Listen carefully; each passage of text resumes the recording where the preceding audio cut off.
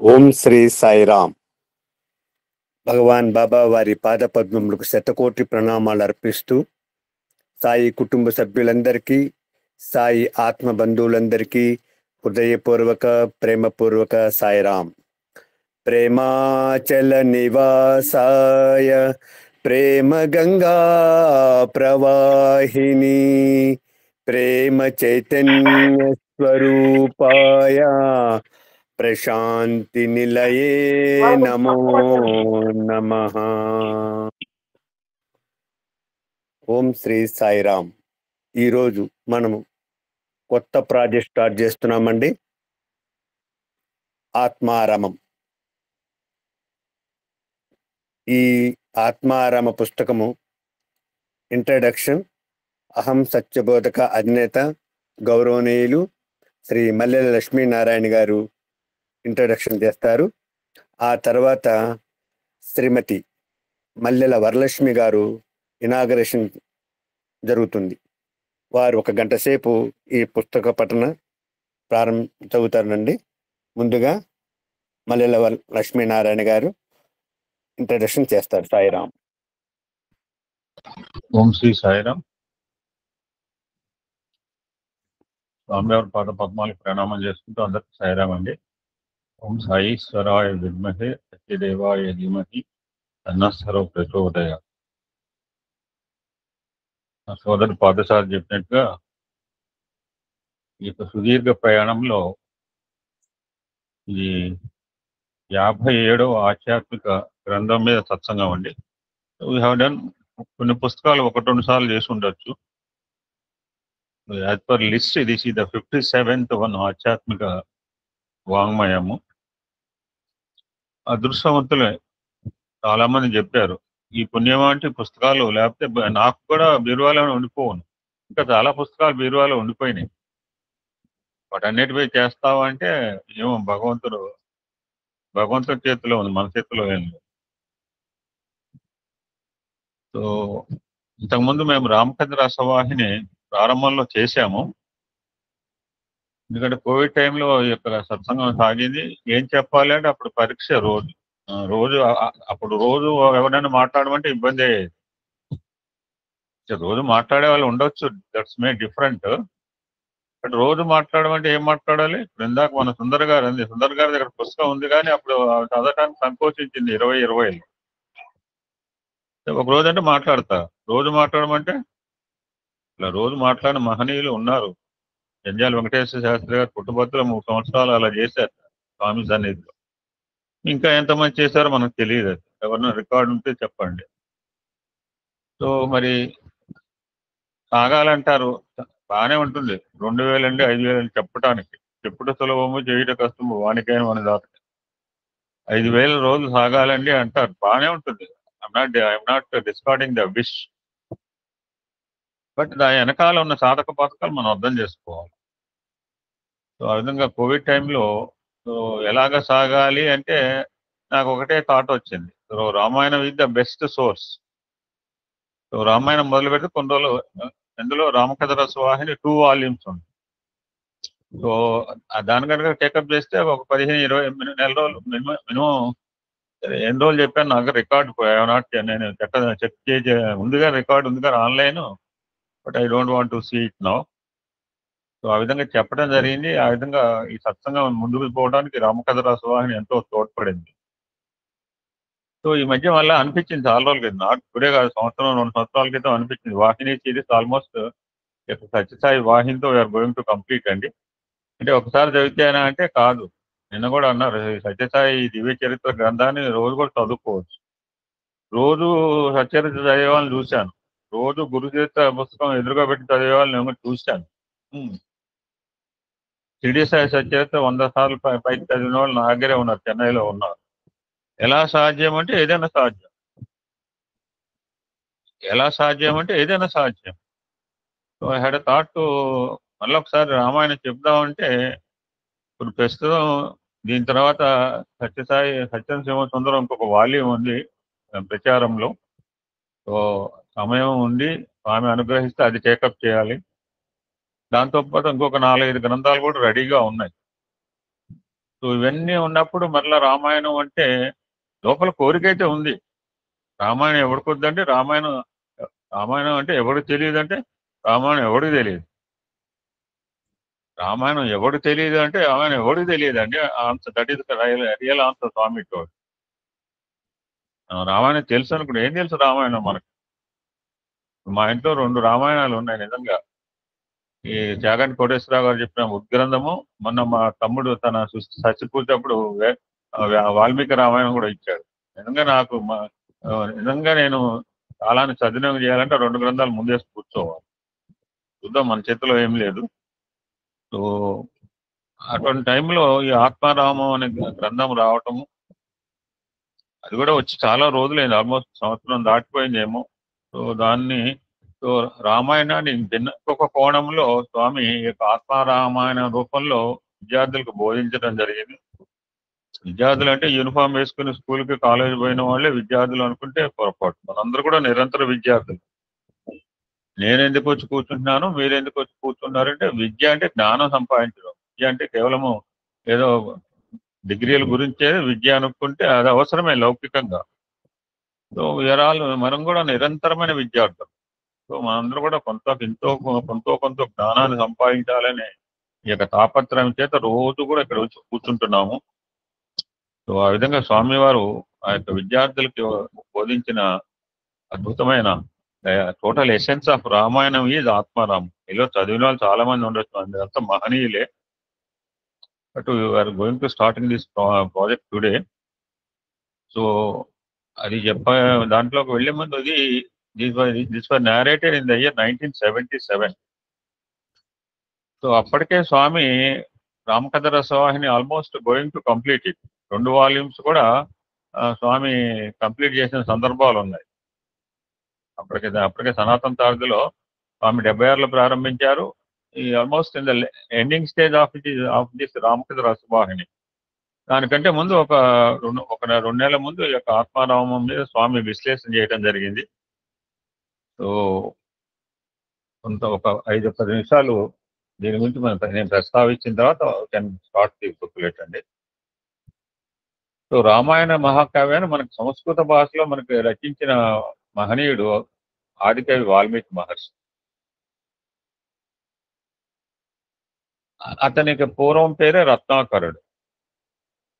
దారి దోపిడి దొంగ, అందరికి తెలిసిందే కదా, బోయకులం వాడు. అటువంటి వృత్తి నుంచి ఈ యొక్క సప్త ఋషుల సాంగత్య ప్రభావం వలన పరివర్తన చెంది వారి బోధన వలన నిరవధిక రామనామ స్మరణ చేశాడు. సో అతనికి ఇంకొక పేరుంది, పద్మభయ నుండి చెప్పేది, ఆల్రెడీ చెప్పింది ఒక 6 నెలల క్రితం చెప్పింది. క్వశ్చన్ వేస్తే పద్మభయని టోల్డ్ ది ఆన్సర్. నేను ఎవరిని అడగట్లేదు. ఆ రోజు చెప్పిన ఆన్సర్ పద్మభయన మాత్రమే. సో ఇది వాల్మీకి గల 2వ పేరు, ఇది కూడా ప్రస్తావన వస్తుంది. మేడం చెప్తుంది ఆ పేరు కూడా. అతనికి గల 2వ పేరు ప్రాచేతసుడు. సో ఆ విధంగా నిరవధికంగా రామనామస్మరణ ప్రారంభించేప్పుడు కొంతకాలంగా అతని దేహంపై పుట్టలు పెరిగినాయి. అతని రూపం కనుమరుగైంది. అతనికి తపస్సు సిద్ధించిన తరుణంలో వరుణదేవుడు కుంభవృష్టిని కురిపించాడు. ఆ రత్నాకరుని యొక్క శరీరంపై పుట్టలన్నీ కూడా కరిగిపోయినాయి. పుట్టలోంచి రత్నాకరుడు సంపూర్ణ సాత్వికమైన తేజస్తో పైకి వచ్చాడు. సో వాల్మీకము అంటే పుట్ట, వాల్మీకం నుంచి బయటకు వచ్చినవాడు కనుక వాల్మీకి అని పేరు అతనికి రావటం జరిగింది. So the Ratnakara become Valmiki. What is meant by Prachetasa అంటే ఈ వరుణదేవుడికి ప్రాచేతసుడు అని పేరు కూడా ఉంది. ఆ యొక్క పుట్టలన్నీ పొరగాలంటే నీళ్లు పోయాలి. ఎవరు నీళ్లు పోయాలంటే వరుణుడే గర్వించాడు. ఆ యొక్క వరుణుని యొక్క అనుగ్రహం వలన, అంటే వరుణుడు అంటే ప్రాచేతస్సుని అనుగ్రహం వలన పుట్టలోంచి బయటకు వచ్చిన వాడు వలన ఈ రత్నాకర అనదర్ నేమ్ ప్రాచేతస. సో ఇదంతా రామాయణం యొక్క ఎసెన్స్ అనమాట, ఆత్మారామం. సో రామాయణము అంటే జర్నీ, ఆయనము అంటే జర్నీ.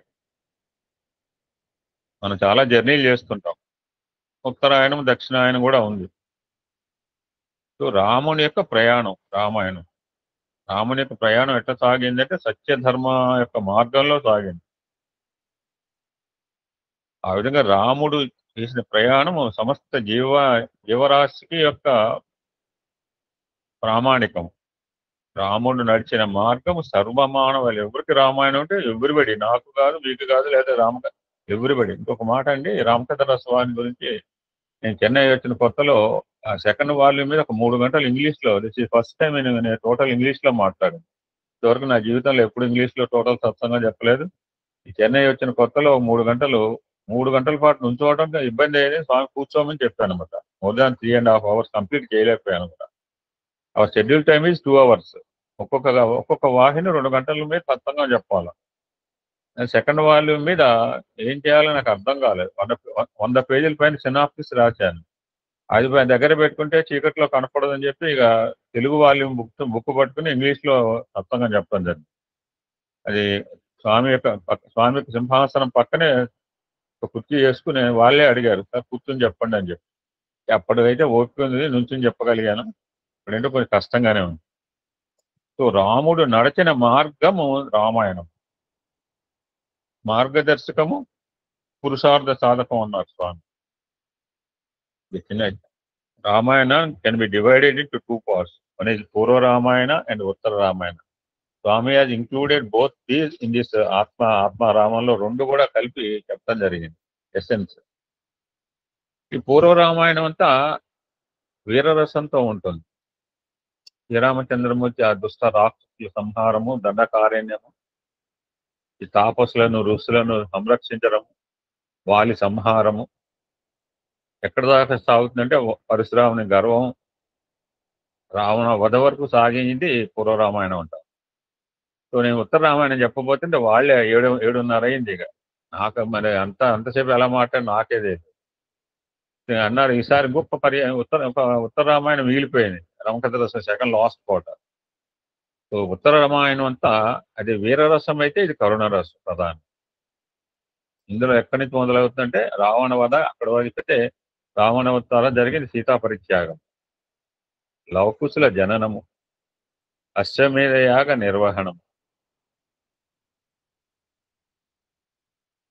లవకుశుల రామకథా గానము, లవకుశుల యాగాశ్వాని బంధనం, ఈ 4 సోదరులతో లవకుశుల యుద్ధము, సీతాదేవి ప్రవేశము అంటే సీతామాత నిష్క్రమణము, లవకుశుల పట్టాభిషేకము, శ్రీరామచంద్రమూర్తి పరిసమాప్తి. ఇది స్పాట్ టోటల్ చెప్పి ఎక్కడి నుంచి అంటే సీతా పరిత్యాగం నుంచి ప్రారంభమయ్యి రామావతార పరిసమాప్తితో ఈ భాగం అంతా కాల్ ఉత్తర రామాయణం అంటుంటాం.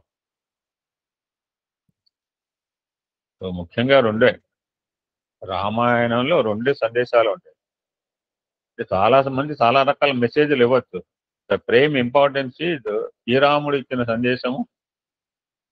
రెండోది రావణాసుడు ఏమి ఇచ్చాడంటే చెప్తే మేడం గారు చెప్తారు. ఇవన్నీ ఇప్పుడు డీటెయిల్ నేను చెప్పదలుచుకోలేదు. రావణాసుడు కూడా మెసేజ్ ఇచ్చాడు. రావణాసుడు రాక్షసుడు ఏమి ఇస్తాడంటే ఈ మే బి రాక్షస, బట్ రావణాసుడు కూడా he has given total message ఇవ్వటం జరిగింది.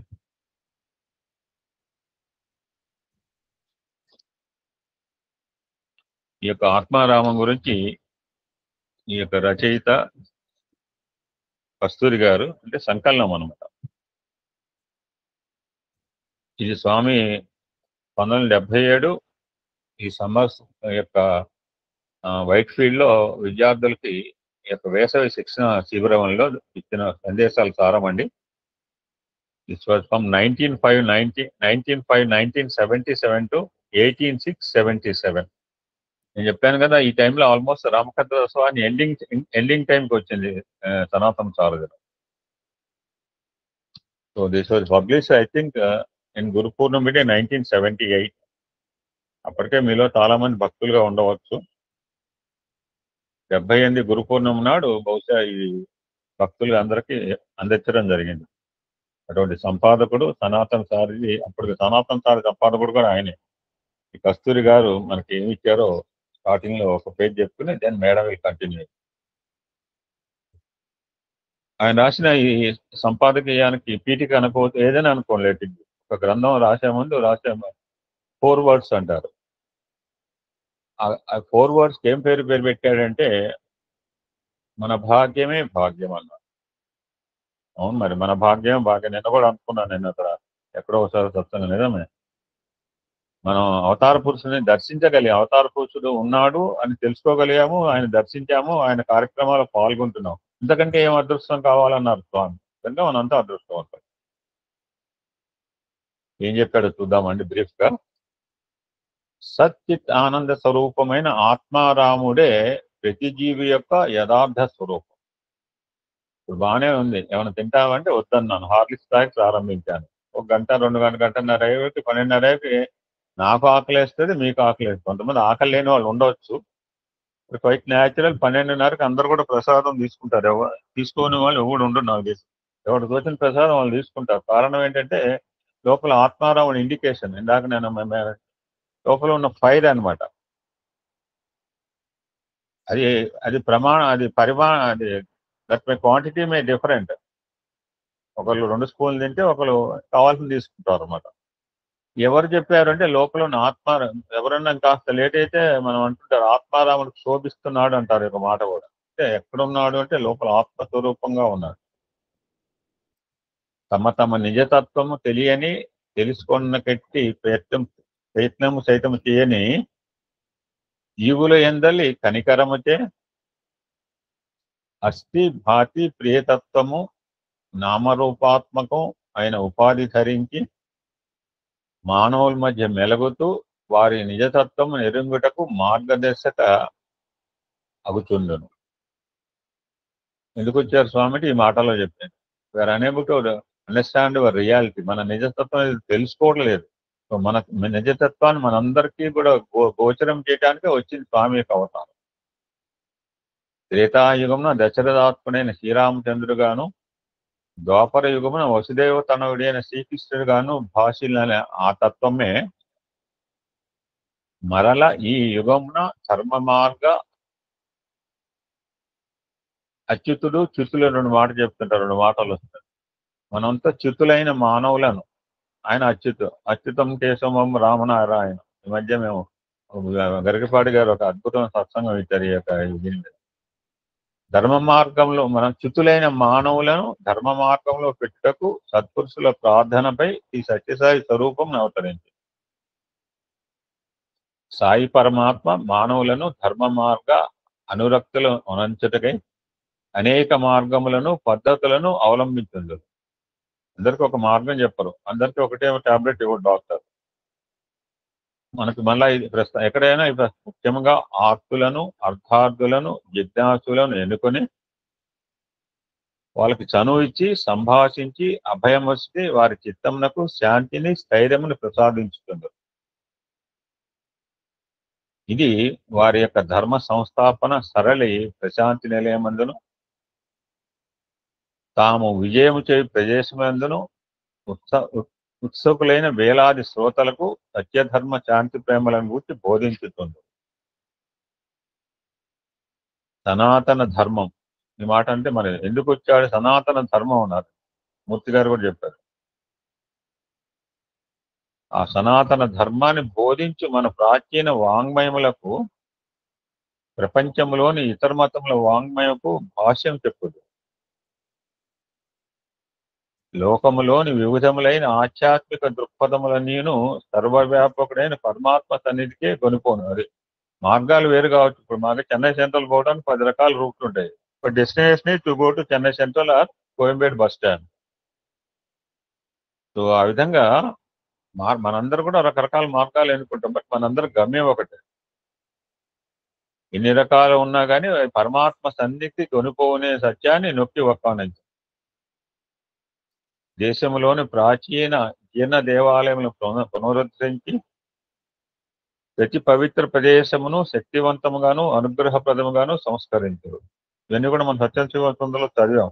స్వామి ఏ విధంగా ఆ యొక్క టెంపుల్స్కి వెళ్ళటం జరిగింది, శ్రీశైలం రావడం జరిగింది, బద్రీనాథ్ క్షేత్రం, ఎవరికి తెలియని విషయాలు కూడా, సోమనాథ్ అవన్నీ కూడా మనం, ఎందుకంటే ఆ ఇక్కడ కూడా వచ్చాము. ఇక్కడ మరి షిరిడి సాయి ప్రతిష్ట గిన్నీలో కూడా తర్వాత ఆఫ్టర్ 25 years వచ్చి మరలా దానికి కింద పునఃశక్తివంతం చేయడానికి స్వామి యొక్క కొంత ఆచరించడం జరిగింది.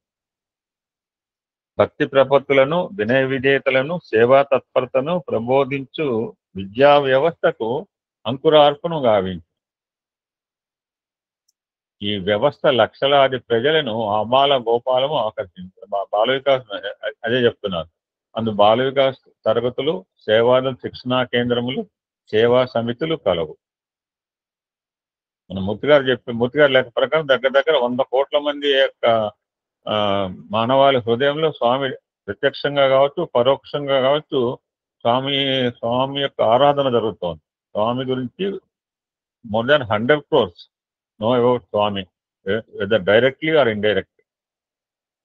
అవి విశ్వ ప్రేమయే ప్రధానమైన ప్రాచీన సంస్కృతి ఆధ్యాత్మిక సాధనకు అంకితమై ప్రచార ప్రబోధులకు ప్రజలను ప్రోత్సహించారు. ద్వారక నుంచి అరుణాచల ప్రదేశం వరకు, కాశ్మీర్ నుంచి కన్యాకుమారి వరకు గల అన్ని రాష్ట్రాల నుంచి సహస్రాధికముగా వచ్చిన కళాశాల విద్యార్థులకు ఒక నెల దినము వేసవి తరగతులలో ప్రసిద్ధమైన విద్వాంసుల చేత భారతీయ సంస్కృతిని, ఆధ్యాత్మిక తత్వం గురించిన ఉపన్యాసం ఇప్పించడం కూడా ఈ ధర్మ సంస్థాపనలో ఒక భాగం. ఇది పార్ట్ అండ్ పార్ట్. ఇప్పుడు మన ఒక వేదిక సింఫోనీ జరిగింది, రేపు ఇప్పుడు 2 రోజుల కార్యక్రమం, ఇవన్నీ కూడా బ్యాక్గ్రౌండ్ ఇట్ సెల్ఫ్ ధర్మ సంస్థాపన. టైటిల్ అది పెట్టరు, ధర్మ సంస్థాపన కార్యక్రమం అని చెప్పరు పైకి. అంతర్లీనంగా ఉన్న తాత్పర్యం ఏంటంటే అది ఆ విద్యార్థులకు భజనలు, నగర సంకీర్తనలు, సంఘ సేవ, విధి విహిత కృత్యములు. వారు యోగాసనములు కూడా అభ్యసిస్తారు. ఇప్పుడు మేము రామకృష్ణాపూర్లో భారతీయ సంస్కృతి ఆధ్యాత్మిక శిక్షణ శిబిరం పెట్టినప్పుడు ఉదయం పూట నగర సంకీర్తన అయితే ఒక యోగా మాస్టర్ పెట్టి యోగా క్లాసులు చేసే యోగాసనాలు అయిన తర్వాత బ్రేక్ఫాస్ట్ ఉండేది. అయితే ప్రాక్టీస్. ఈ తరగతులలో 30 దినములు భగవానుడు వారితో సంభాషించరు. వారి నుంచి విద్యార్థులు ప్రేమామృతను, విజ్ఞాన వివేకములను దివ్య అనుభూతిగా పొందేదరు. ఆ ఆత్మారామునిచే అనుగ్రహింపబడిన ఆత్మానంద అనుభవంతో పరిపూర్ణ హృదయులగదు. ఒక వారం దినములు అవిచ్ఛిన్నముగా రామాయణం గురించి విద్వాంసులచే ప్రబోధలు జరిపించుట, 1977లో జరిగిన వేసవి తరగతుల్లోని విశిష్టత తక్కిన 3 వారములు భారతీయ సంస్కృతికి, ఆధ్యాత్మికతకు సంబంధించిన విషయాల మీద ప్రసంగం జరిగింది. భగవానుడు విద్యార్థులకు అందించిన దివ్యోపన్యాసములలో రామాయణం నుంచి నేర్చుకున్నదగిన నీతిని, విజ్ఞానం గురించి విపులంగా వివరించుతూ శాంతి, సామరస్య, సౌభాగ్యములు ఆకాంక్షించే వారికి ఈనాటి దేశకాల పరిస్థితులకు అనుగుణంగా సమన్వయించుతూ ఇది రామాయణ కథలాగా చెప్పలేదు. ప్రాక్టికల్ రామాయణం అని చెప్పొచ్చు అనమాట. Atmaram nothing but. కేవలం రామాయణంతో పాటు రామాయణంలోని పాత్రలు వారి మనకు అందించిన సందేశాలతో పాటు లౌకిక జీవనంలో ఎన్నో విషయాలు ముడిపెట్టి చెప్పడం జరిగింది. ఎయిటర్ ఈజ్ కంక్లూడింగ్, మనమందరము మోక్ష ప్రాప్తికై ప్రకృత నామరూపధారి అయిన ఆత్మారాముడు ఏమి చెప్పునో గ్రహించమన్న ఆతురతతోనూ ఆసక్తితోనూ ఎదురు చూస్తున్న విద్యార్థులమే. మీరు కూడా రెడీగా ఉన్నారు. నేను ఎప్పుడు ముగిస్తే మేడం గారు రామాయణం ఆత్మారామం టాపిక్లో ఇచ్చిన క్వైట్ న్యాచురల్. ఇప్పుడు ఎవరి గురించి ఇంట్రడక్షన్ చేస్తుంటే కొంతసేపు 1-2 నిమిషాలు వింటారు. ఇంకెక్కువ చెప్తే వీళ్ళు ఎప్పుడు ముగిస్తారా, అసలు స్పీకర్ మాట్లాడతాడా అని కూడా చూసే అవకాశం ఉంది. అది మనం గుర్తుపెట్టుకోవాలి, మనం ఇంట్రడ్యూస్ చేసేవాళ్ళం. ఇప్పుడు నేను కూడా ఎక్కువసేపు ఇప్పుడు యాక్చువల్గా I can take 1 day satsanga, but I don't want to take it. 1975వ సంవత్సరము మే, జూన్ నెలలో బృందావనంలో జరిగిన వేసవి తరగతులలో ఆ సహస్రాధిక విద్యార్థులకు స్వామి అందించిన ప్రబోధలు స్వయంగా వినుటకు నోచుకొని లక్షలాది విద్యార్థులను, అక్కడ 1000 మంది మాత్రమే విన్నారు. ఇప్పుడు ఆత్మారామం ఎంతమంది కంటే కొన్ని కోట్ల మంది తెలుసు. ఎట్లా తెలిసిందంటే గ్రంథస్థ రూపంలో స్వయంగా వినుటకు నోచుకొని లక్షలాది విద్యార్థులను, ప్రజలంటే మనం ఉత్తేజపరచుటకు సమర్థములు భగవానుడు మనకు అందించిన ఈ ఉపదేశములను మననము నిధిధ్యాసము చేయొచ్చు మన కాలమును సద్వినియోగం చేసుకునవచ్చు. ఇందులో చెప్పే ప్రాక్టికల్ అంశం నేను 50% చదివాను. ఎన్నో అద్భుతమైన లింకులు సోషల్ ఆస్పెక్ట్స్ ఇంక్లూడ్ చేయడం జరిగింది స్వామి. సో ఫైనల్ గా ఆ పరమాత్మయే స్వయముగా సత్యబోధకుడుగా అవతరించిన ఈ కాలములో నేను మనం చెప్పిన మాట ఇదే చెప్తున్నారు. ఆ పరమాత్మయే స్వయముగా సత్యబోధకుడుగా అవతరించిన ఈ కాలంలో మనము జన్మించి ఇండుట ఎంత భాగ్యము అని ఒక ఎక్స్క్లమేటరీ అంటే ఆశ్చర్యార్థకమైన విషయాన్ని ఇక కస్తూరి గారు చెప్పడం జరిగింది. ఇక మేడం గారు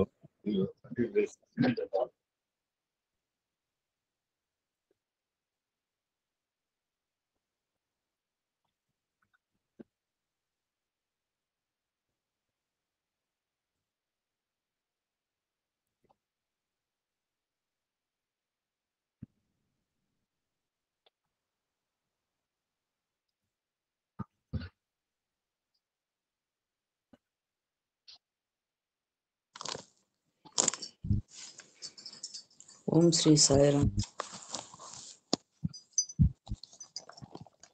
భగవాన్ శ్రీ సత్యసాయి దివ్య చరణార విందములకు శత సహస్ర కోటి ప్రణామములు సమర్పించుకుంటూ సాయి కుటుంబ సభ్యులందరికీ హృదయపూర్వక సాయిరామ్.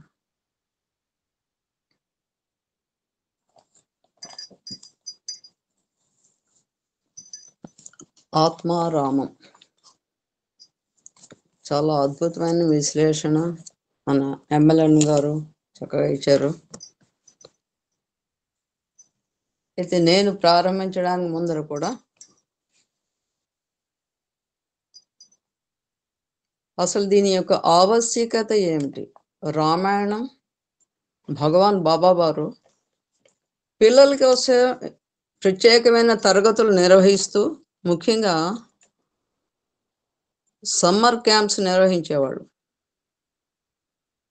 కొడైకెనాల్లో కానీ త్రయీ బృందావనంలో కానీ ఒక్కొక్కసారి పుట్టపర్తిలో కూడా ఆయన నిర్వహించేవారు అనమాట. అంటే సమయాన్ని ఏ విధంగా పిల్లలు సద్వినియోగం చేసుకోవాలి అనేటువంటి విషయాన్ని కూడా భగవాన్ సూచించారు.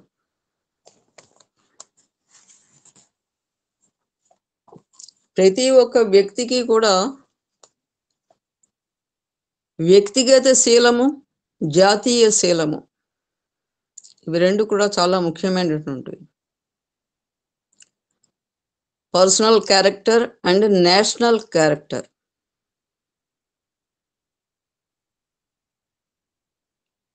ఇవి రెండు తూచా తప్పకుండా ఆచరించాడు. కాబట్టి సాక్షాత్ నారాయణ స్వరూపుడైనటువంటి శ్రీ సీతారామచంద్ర స్వామి ఆయన ఆదర్శ పురుషుడయ్యారు. రామాయణంని అనేక మంది అనేక విధాలుగా వారి వారి శైలిలో రచించడం జరిగింది. వాటన్నింటికి కూడా మూలం వాల్మీకి మహర్షి గారు రచించినటువంటిది, సంస్కృతంలో రచించిన రామాయణం. అయితే ఒకసారి భగవాన్ బాబా వారి సన్నిధిలో జరిగినటువంటిది, ఆయన సూచించినటువంటిది బ్రీఫ్గా. భగవాన్ శ్రీ సత్యసాయి బాబా వారు chancellor, autonomous university, deemed university అని చెప్పి చెప్తూ ఉంటాం మనం. ఆ యొక్క విద్యా సంస్థలకి భగవాన్ బాబా వారు ఛాన్సలర్. అందులో వైస్ ఛాన్సలర్ కూడా ఉంటూ ఉంటారు. ఆయన కూడా బాబా వారికి ప్రథమ విద్యార్థి. అయితే ఛాన్సలర్ గారు అయినటువంటి బాబా వారు చిన్న చిన్న కథలతోటి, ఉపమానాలతోటి, సూత్రములతోటి, నీతి పలుకులతో, పద్యాలతో ఎన్నో విషయాలపై అనర్గళంగా ప్రసంగిస్తున్నప్పుడు అక్కడ ఉన్నవారందరూ కూడా విద్యార్థులే. అయితే ఈనాటి విద్యార్థులు అమెరికా మార్గం తెలుసుకోవడానికి ప్రయత్నిస్తున్నారు, కానీ కాశీ మార్గపు పట్టణం గురించి తెలుసుకోవడం కానీ అటువైపు పయనించడం కానీ ప్రయత్నించటం లేదు. డ్రిల్లు ప్రతిదినం చేస్తారు పాఠశాలలో, కానీ పద్మాసనం ఏ విధంగా వేయాలో తెలియదు. వృక్ష శాస్త్రం యొక్క జపం చేస్తారు, కానీ తులసి యొక్క ఔన్నత్యం ఎరుగరు. వీరు ఏ విద్యకు ఏ ఉద్యోగం దొరుకుతుందో అని తపన పడి, అంటే ఇక్కడ జాబ్ ఓరియంటెడ్ ఎడ్యుకేషన్, ఏ చదువు చదివితే ఎంత ఉన్నత పదవిని మనం సంపాదించవచ్చు దాని మీద రీసెర్చ్ చేస్తూ ఉంటారు తల్లిదండ్రులు, విద్యార్థులు కూడా. మా పిల్లవాడు గొప్పవాడు కావాలి, మంచివాడు కాదు, అది సెకండరీ. కానీ మంచివాడు అయినప్పుడే ఆయన గొప్పవాడు అవుతాడు. గొప్పవాడు కావడానికి ఆయన ప్రయత్నం చేయక్కర్లేదు. ఇప్పుడు రామకృష్ణ పరమహంస గారు ఏం చదువుకున్నారండి? ఆయన విశ్వవిఖ్యాతమైనటువంటి ఆధ్యాత్మికవేత్తగా మనం పరిగణిస్తున్నాం. ఏ విద్య అయితే చదవాలో, ఏ విద్యకైతే చావు లేదో, చావు పుట్టుకలు లేవో, అలాంటి విద్య ఆధ్యాత్మిక విద్య, ఆత్మ విద్య. అది నిజంగా ఎవరైతే అభ్యసిస్తారో వాళ్ళు నిజమైన విద్యార్థులు, నిజమైనట్టి ఆ విద్యాధికులు. ఇక్కడ ఏ ఎంప్లాయ్మెంట్ ఆఫీసుని చూసినా కూడా చాలామంది ఎంతో పెద్ద క్యూ పెరిగిపోతూ ఉంటుంది. విద్య మంచిదైతే అన్ని రంగాలు కూడా మంచివే అవుతాయి. ఇక్కడ కోడలు నలుపు అయితే కులమంతా నలుపే అని చెప్పని ఒక సామెత ఉందిట. ఇక్కడ నలుపు అంటే ఆమె యొక్క శరీరానికి సంబంధించింది కాదండి, మనస్సుకు సంబంధించిందండి. అంటే స్వార్థము లేని కలిగినటువంటి వారిని నలుపుతోటి, ఇక్కడ వర్ణంతో మనం పోలుస్తూ ఉంటాం అన్నమాట. అంటే దుష్ట స్వభావం ఉన్నటువంటిది, అది మొత్తం కులం అంతా వ్యాపిస్తుంది. కాబట్టి స్వార్థ చింతన లేనటువంటిది ఆ యొక్క స్త్రీమూర్తి కనుక ఇంట్లో ఉన్నట్లయితే ఆ కుటుంబము బాగుంటుంది, తద్వారా సమాజము బాగుంటుంది. కాబట్టి ఈనాటి విద్యార్థులకు గురువుల యొక్క ఒక తెలివితేటల గురించి చెప్తూ ఒక చిన్న కథ భగవాన్ బాబావారు తెలియజేశారు. ఒక ప్రైమరీ స్కూల్ ఉందిట. ఆ స్కూల్కి ఒకసారి ఏంటంటే ఒక డిప్యూటీ ఇన్స్పెక్టర్ గారు వచ్చారట. ఒక పిల్లవాడిని లేపి ప్రశ్నించాడు, బాబు రామాయణాన్ని ఎవరు రచించారు నాయన అని. అప్పుడు వాడు ఏమన్నాడు, సార్ నేను రాయలేదండి, బహుశా మా గురువు గారు రాసి ఉండొచ్చు అన్నట్టు. వెంటనే ఆ ఇన్స్పెక్టర్ గారు నవ్వుకుని, ఏమండి మీరు రాశారా రామాయణాన్ని అని గురువుని ప్రశ్నిస్తే, రామాయణాన్ని ఎవరు రాశారో ఆ గురువు గారు కూడా తెలియదు. ఆయన వెంటనే, సార్ క్షమించండి, మీరు రాసినట్లు వాడికి తెలియక నా పేరు చెప్పాడు అని చెప్పని ఆ గురువు గారు చెప్పాడు. అప్పుడు ఆ ఇన్స్పెక్టర్, ఏమిటండి తప్పు పని నేను చేశానా అన్నట్టు. అంటే స్కూల్ని ఇన్స్పెక్ట్ చేయడానికి వచ్చినటువంటి వాడు కూడా రామాయణాన్ని ఎవరు రచించారు అని ప్రశ్నించినటువంటి వ్యక్తికి కూడా రామాయణం ఎవరు రచించారో తెలియలేదు. అంటే నేటి విద్యా విధానం ఏ విధంగా ఉందో అని చెప్పని తెలియజేస్తూ, మన సంస్కృతికి ప్రాణాలైనటువంటివి రామాయణము, మహాభారతము, భాగవతము. వీటి గురించి విద్యావేత్తలుగా చలామణి అవుతున్న వారందరికీ కూడా తెలియకుండా పోతుంది అని భగవాన్ బాబా వారు విచారం వ్యక్తం చేశారట. సరే, ఇక్కడ ఒక విషయాన్ని మనం తెలియజేసుకుంటూ, ఎందుకు అసలు రామాయణాన్ని పిల్లలకి చెప్పని భగవాన్ చెప్పేటప్పుడు ఈ అంశాలని భగవాన్ బాబా దృష్టిలో ఉంచుకొని పిల్లలకి రామాయణం గురించి బోధించడం జరిగింది. ఎందుకోసంట, ఇంట్లో ఉన్న తల్లిదండ్రులకు, పెద్దలకు తగిన గౌరవాన్ని ఇవ్వడం, బళ్ళో చదువుల మీద శ్రద్ధ, అధ్యాపకుల మీద గౌరవం కలిగి ఉండడం, వస్త్రధారణ, కట్టు బొట్టు జుట్టు ఇలాంటి విషయాల మీద దృష్టిని కేంద్రీకరించడం, సంఘంలో కానీ పాఠశాలలో కానీ సో ఏ విధంగా వాళ్ళు సత్ప్రవర్తనతో మెలగాలో తెలియజేయడం కోసం, వారిలో ముఖ్యంగా ఆత్మవిశ్వాసాన్ని పెంపొందించడం కోసం, వినయము మర్యాద మొదలైనటువంటివి వాళ్ళలో కలిగించడం కోసం, మంచి నైతిక ప్రవర్తన వాళ్ళలో పెంపొందించడం కోసం, చదువు, పని, ఆట, ప్రార్థనలకు సమయాన్ని సరిగ్గా కేటాయించి కాలాన్ని సద్వినియోగం చేయడం కోసం, అవసరం ఉన్న వ్యక్తులకు సేవ చేయాలనే బుద్ధి కలిగి ఉండడం కోసం వాళ్ళలో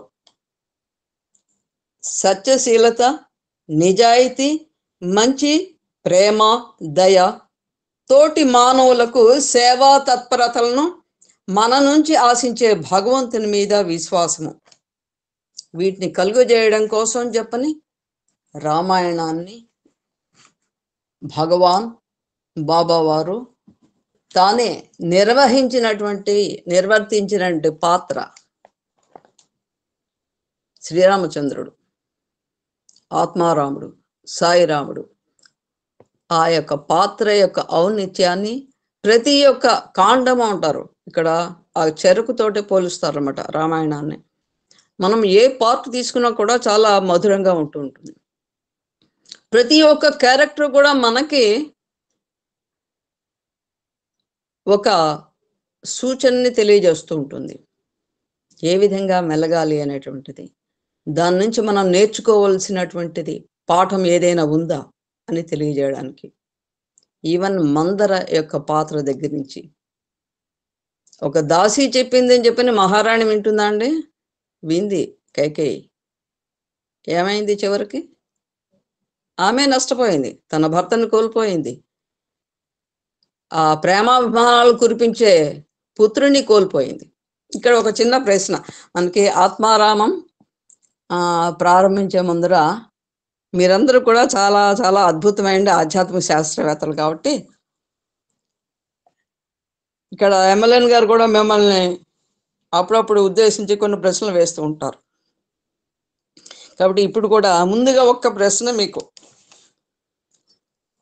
తల్లిని, తండ్రిని, గురువుని, ఈ ముగ్గురిని కూడా వాళ్ళ మాట వినాలి, వాళ్ళని గౌరవించాలి అని చెప్పని చెప్తున్నాం. కాబట్టి శాస్త్రం కూడా మనకి అది. కాబట్టి మన భగవాన్ శ్రీరామచంద్రుడు, శ్రీ సత్యసాయినాథుడు కూడా ఆచరించి మనకి మార్గదర్శకం అయ్యారు. కాబట్టి అయితే ఇక్కడ ఒక చిన్న ప్రశ్న, వాళ్ళ ముగ్గురిని కూడా వ్యతిరేకించవచ్చు ఒకానొక సందర్భంలో అని తెలియజేసేటువంటి క్యారెక్టర్స్ మీరు నాకు ఇప్పుడు కనుక చెప్పినట్టయితే మనం అందరికి వెళ్దాం. ముందుగా తల్లిని, తల్లి యొక్క మాటని విననటువంటి వాడు ఏ సందర్భం, ఎవరు? సాయిరామ్, భరతుడు. సాయిరామ్, సాయిరామ్, భరతుడు కైకేయి మాట. ఎక్సలెంట్ మీరు మాస్టర్.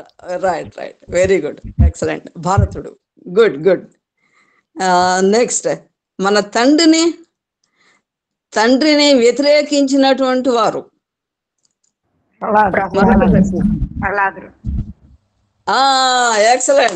ఎక్సలెంట్. అందుకోసమే మీరు ఆధ్యాత్మిక వేత్తలు అని చెప్పినట్టు. రైట్. అండ్ థర్డ్ వన్, గురువుని వ్యతిరేకించినటువంటి వారు. బలిచక్రవర్తి. మీరు చెప్తున్నారు, ఓకే, పర్వాలేదు. సాయిరా, మీరు కూడా ప్రేక్షకులు కాబట్టి ఇప్పుడు కదా. రైట్, బాగుంది, వెరీ నైస్. సో కాబట్టి ఈ మూడు మనకేం తెలియజేస్తున్నాయండి? భర్తను కూడా అడగండి. పర్వాలేదు. ఇది ఎవరు చెప్పినా కూడా ఇది మీరు ముగ్గురు కూడా ఆధ్యాత్మికవేత్తలు కాబట్టి ఇక్కడ ఉన్నటువంటి వాళ్ళు ప్రతి ఒక్కరికి తెలుసు. కాకపోతే ఇది ముందుగా మీరు ముగ్గురు రెస్పాండ్ అయ్యారు. పర్వాలేదు సాయిరాం, అందరికీ తెలిసిన. ఇప్పుడు ఏంటంటే 1955 రోజులు అయింది చెప్పని ఇందాక పార్థసారథిగా తెలియజేశారు మన సత్సంగాలు, ఏఎస్పి కార్యక్రమాలు. అంటే ఈ లోపల మీరు ఎంత జ్ఞానం సంపాదించారని చెప్పని నా ఊహకి అందదు సాయిరాం. అయితే ఇక్కడ ఈ ముగ్గురు కూడా ఎందుకోసం చెప్పని ఆ యొక్క వాళ్ళు చెప్పిన విషయాలు ధర్మంలో ఇమడలేదు కాబట్టి వాళ్ళు వ్యతిరేకించారు. భగవంతుని యొక్క మాటని ఎవరైతే వ్యతిరేకిస్తారో, వాటికి విరుద్ధంగా మాట్లాడు ధర్మాన్ని విరుద్ధంగా ఎవరైతే ఉంటారో ఆ సమయంలో ఈవెన్ తల్లిని, తండ్రిని, గురువుని కూడా వ్యతిరేకించవచ్చు అని చెప్పిన మనకి ఈ యొక్క ఇతివృత్తాలు తెలియజేస్తున్నాయి. ఇలాంటి విషయాలు ఎన్నో భగవాన్ బాబా వారు పిల్లలకి తెలియజేస్తున్నారు. ముఖ్యంగా రామాయణంలో ప్రతి ఒక్క క్యారెక్టర్ కూడా దాని నుంచి విద్యార్థులు నేర్చుకోవాల్సినది, ఆచరించవలసింది ఎంతో ఉంది అని ఈ యొక్క ఆత్మారామం ద్వారా బోధిస్తున్నారు మన సాయిరాముడు.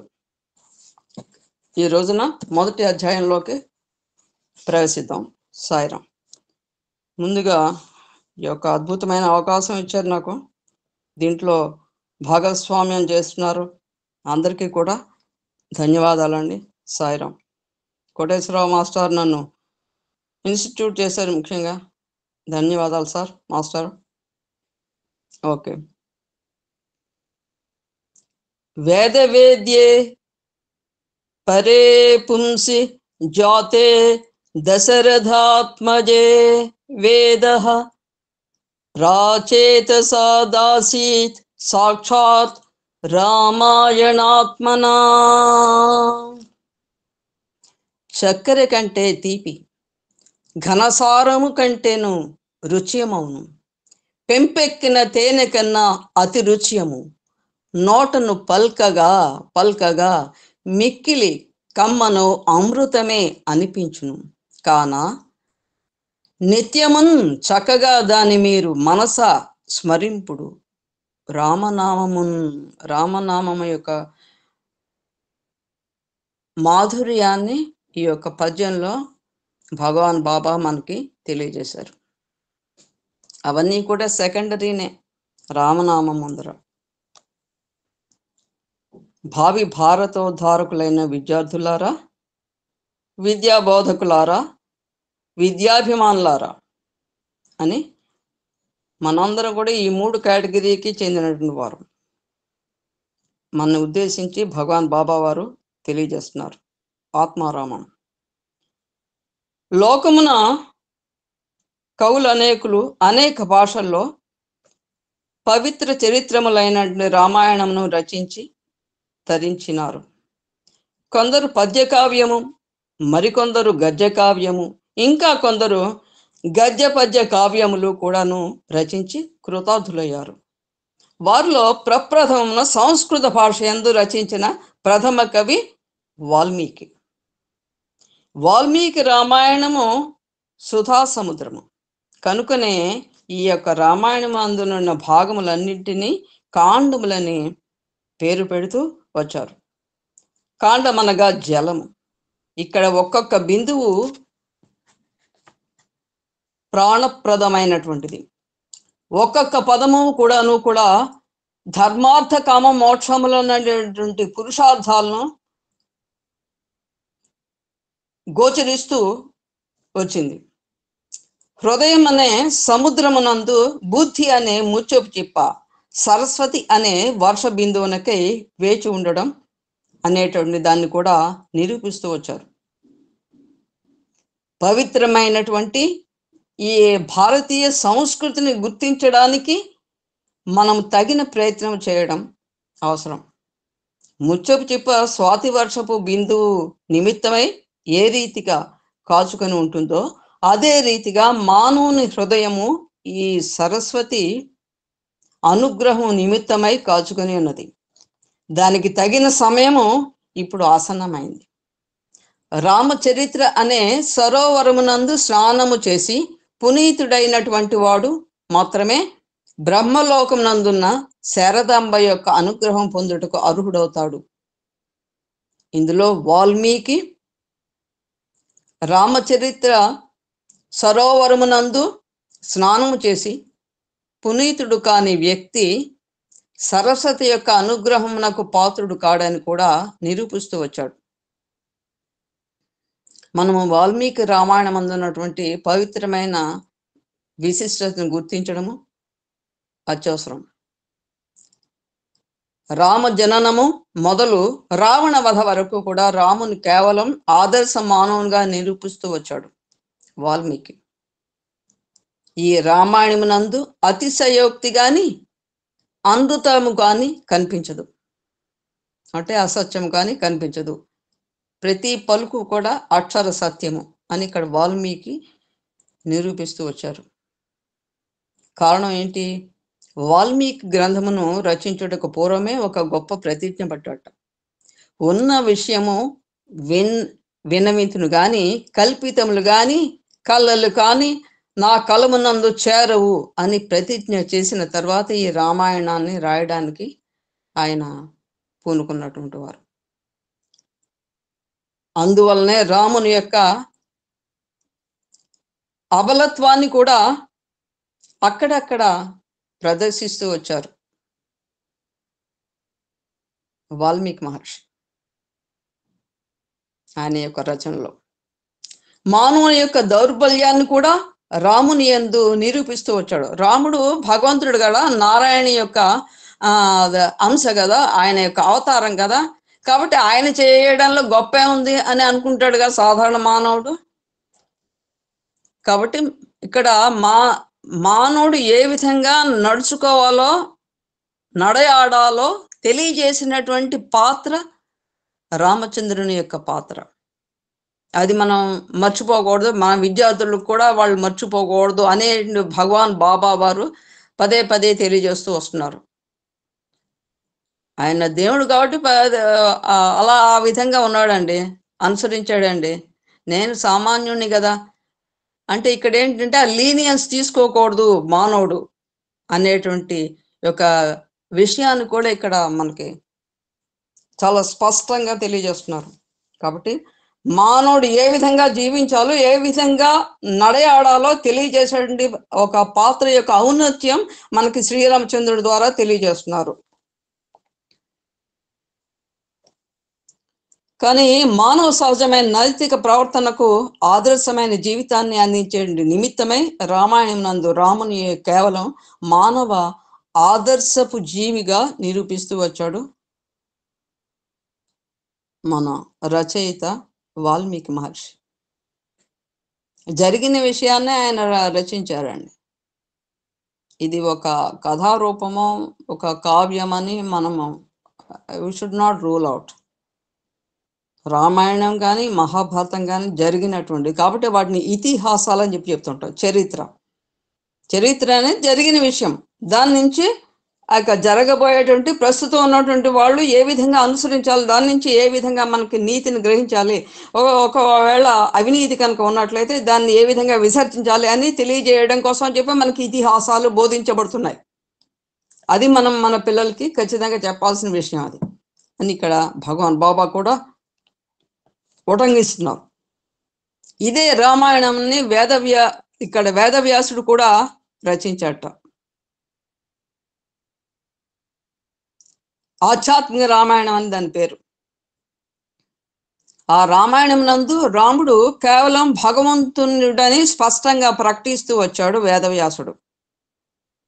వాల్మీకి రామాయణమునకు వేదవ్యాసుని రామాయణమునకు ఉన్నటువంటి తారతమ్యం ఇక్కడ మనం చక్కగా ఉదాహరణతో నిరూపించవచ్చు. మనం ఒక డ్రామా వేస్తున్నాం అనుకోండి, ఆ నాటకంలో ఒక ఎల్లయ్య అనేటి ఒక పాత్రధారి ఉన్నాడు. ఆయన రాముని వేషాన్ని ధరిస్తాడు, స్టేజి పైకి వచ్చి చక్కగా అభినయిస్తూ ఆయన చేస్తున్నాడు రాముని యొక్క పాత్రని. ఆ రాముని అభినయము, ఆ రాముని యొక్క గానము, ఆ యొక్క నటన ఇదంతా కూడా చాలా ఆకర్షణీయంగా ఉంటుంది. చూస్తున్నట్లు ప్రేక్షకులు ఏం చేస్తారు, రాముడు చక్కగా నటిస్తున్నాడు, రాముడు చక్కగా పాడాడు అని మాత్రమే హర్షిస్తూ ఉంటారు. కానీ తెర వెనుక ఉన్నటువంటి వాళ్ళు అంటే డైరెక్టర్స్ కావచ్చు, వాళ్ళు ఆ యొక్క నిర్వాహకులు కావచ్చు, వాళ్ళందరూ ఏమనుకుంటారు, ఎల్లయ్య చక్కగా యాక్ట్ చేసి వినాడు, ఎల్లయ్య చక్కగా పాడాడు, చాలా బాగుందయ్యా, నువ్వు పాత్రకి న్యాయం చేసావు, జీవం పోసావు అని వాళ్ళు వర్ణిస్తూ ఉంటారు. అంటే ఇక్కడ ఈ యొక్క రెండింటి ఎందున్న తారతమ్యం ఏమిటి? వాల్మీకి రామాయణం ప్రేక్షకుల ఆనందము నిరూపిస్తోంది, వేదవ్యాసుని రామాయణం తెర వెనుక ఉన్నటువంటి గ్రహించిన రహస్యాన్ని నిరూపిస్తోంది. ఇక్కడ వాల్మీకి రామాయణమున రాముడు కేవలము లోక నాటకం నిమిత్తమై తాను ఒక అవతారం నరరూపం ధరించి లోకమునకు ఆదర్శమైన జీవితాన్ని నిరూపిస్తూ అందిస్తూ ప్రకటిస్తూ వచ్చాడు. ఇక్కడ వాల్మీకి రామాయణం అక్కడక్కడ తన యొక్క దైవత్వాన్ని కూడా తాను ఏమాత్రము మరుగున పరచలేదు. ఇక్కడ ఒక చిన్న ఉదాహరణ, అంటే తాను యొక్క దైవ స్వరూపము, విష్ణు అవతారము అని కొన్ని సందర్భాల్లో ఆయన ప్రకటిస్తూ వచ్చారు శ్రీరాముడు. రాముడు పట్టాభిషేకం నాకు రథాన్ని ఎక్కి పురవీధుల యందు ఉత్సవంలో తరలి వెళ్తుంటే శుభ సమయంలో ఏ విధమైన ఆనందాన్ని జనులకు ప్రకటించాడో అదే ఆనందము వనవాస విషయం తెలిసినప్పుడు ప్రకటించాడు. అంతే కదా. అదే అయితే మానవుడు ఏం చేస్తాడు? ఆయన యొక్క దౌర్బల్యం ఏంటి? తాను సంతోషంగా ఉన్నప్పుడు ఒక మంచి విషయాలు తన యొక్క జీవితంలో తటస్థించినప్పుడు దానికి ఉప్పొంగిపోతూ ఉంటాడు. అదే సమయంలో ఆయనకి ఏదైనా కూడా విచారకరమైన సంఘటనలు ఎదురైనప్పుడు కృంగిపోతూ ఉంటాడు. ఇక్కడ రాముడు ఆయన పరమాత్మ స్వరూపుడు, అంటే ఉన్నది ఉన్నట్టుగా. ఇది మనం చాలా ముఖ్యంగా మన విద్యార్థికి బోధించాల్సిన విషయము. నువ్వు కష్టం వచ్చినా సంతోషం వచ్చినా ఏ విధంగా ఏదైనా కూడా ఒకే విధంగా తీసుకో, దాన్ని ఉన్నది ఉన్నట్టుగా యాక్సెప్ట్ చేయి. నీ యొక్క వ్యక్తిత్వం అనేది ఎప్పుడు ప్రకటితం అవుతుంది? నువ్వు చాలా ఉన్నతమైన వ్యక్తివని ఎప్పుడు ప్రకటితం అవుతుంది? నువ్వు కష్టాల్లో ఉన్నప్పుడు ఎప్పుడైతే నిలదొక్కుంటావో. ఇక్కడ మనకి అనేక మంది ఉన్నారండి, అనేక విధాలుగా శారీరకంగా మానసికంగా ఇబ్బంది పడుతున్న వాళ్ళు అనేక మంది ఉన్నారు. వీళ్ళందరూ ధైర్యంగా ఎందుకని ఈ యొక్క ఆధ్యాత్మిక విషయాల్లో పాల్గొంటున్నారు? వాళ్ళలో ఆ యొక్క వ్యక్తిత్వం ప్రతిఫలిస్తుంది. నిజంగా అండి, చాలా కొంచెం ఎమోషనల్గా చెప్తున్నట్టున్నాను. సో ఇది అటువంటి పాత్రధారి ఇక్కడ శ్రీరాముడు. కాబట్టి ఆ విధంగా ఇక్కడ మనం తీసుకోవాలని చెప్పని కూడా మనకి తెలియజేస్తున్నారు అన్నమాట.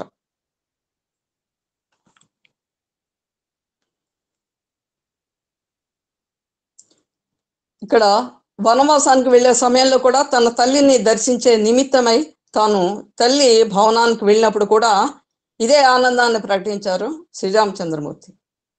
సమత్వాన్ని బోధిస్తూ వచ్చారు. ఈ సమత్వాన్ని వాల్మీకి చక్కగా వర్ణిస్తూ వచ్చారు. అక్కడ దైవత్వాన్ని కూడా నిరూపిస్తూ వచ్చారు పరమాత్మ. మరియు తల్లి భవనం నుండి సీత భవనానికి వచ్చే సమయం లోపల సీతను చూచిన తక్షణమే తాను మానవత్వంతో ఉన్నటువంటి దౌర్బల్యాన్ని తిరిగి ప్రకటించాడు. తల్లి దగ్గరికి వెళ్ళినప్పుడు పరమాత్మ ఏ విధంగా అయితే ఈక్వానిమిటీ ఏ విధంగా ప్రదర్శిస్తారో సమభావాన్ని అక్కడ ప్రదర్శించారు. ఇక్కడ మానవుడు, సామాన్య మానవుడు తన యొక్క తనకు అతి ప్రీతికరమైన వ్యక్తులు ఎదురైనప్పుడు, అంటే ఇప్పుడు తల్లి ప్రీతికరం కాదా అంటే కాదా, అలా కాదండి. అక్కడ తల్లి దగ్గర నిర్వహించాల్సిన పాత్ర వేరే ఉంది. ఒక కుమారుడికి ధైర్యం చెప్పాలి కదా. ఈయనే ఇక్కడ బేలతనంతో కనుక ఉన్నట్లయితే ఆ తల్లి కౌసల్యాదేవి మరింత కృంగిపోతుంది.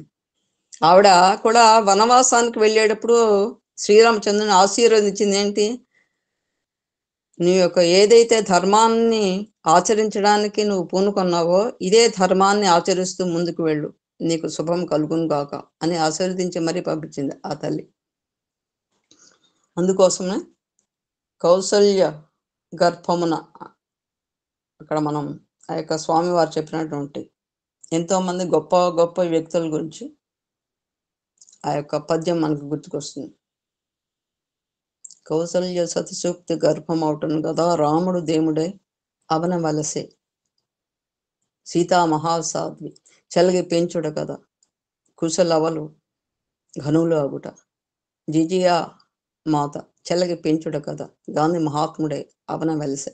ఈ విధంగా అక్కడ భగవాన్ బాబా వారు మనకి తల్లి యొక్క గొప్పతనాన్ని తెలియజేస్తూ వచ్చారన్నమాట.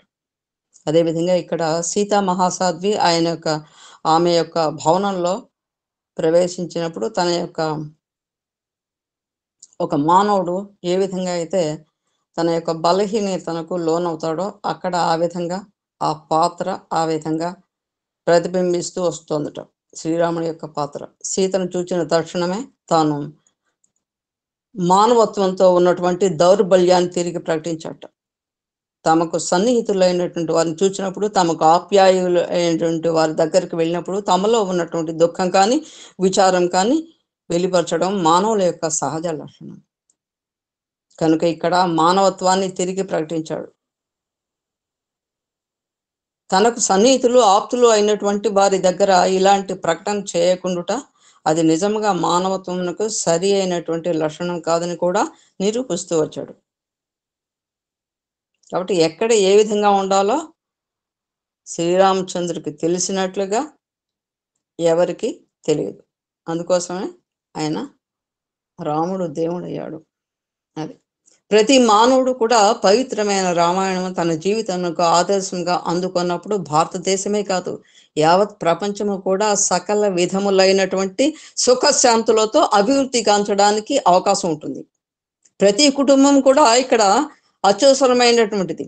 ఇక్కడ ఒక కుటుంబం బాగుంటేనే, ఒక కుటుంబంలోని వ్యక్తులు చక్కగా బాగుంటేనే ఆ సమాజం బాగుంటుంది, ఆ సమాజం బాగుంటేనే ఆ దేశం బాగుంటుంది, దేశం బాగుంటేనే విశ్వం బాగుంటుంది. కాబట్టి ఈ యొక్క సమాజానికి, ఈ యొక్క విశ్వానికి మూలమైనటువంటిది కుటుంబము. ఆ కుటుంబ వ్యవస్థ గురించి ఇక్కడ వివిధ రిలేషన్స్. ఎందుకని ఇక్కడ మనకి రామాయణాన్ని భగవాన్ బాబా వారు పదే పదే విద్యార్థులు కానీ భక్తులు కానీ తెలియజేస్తూ వస్తున్నారంటే, అంటే మీరు ఈ విధంగా జీవించాలి.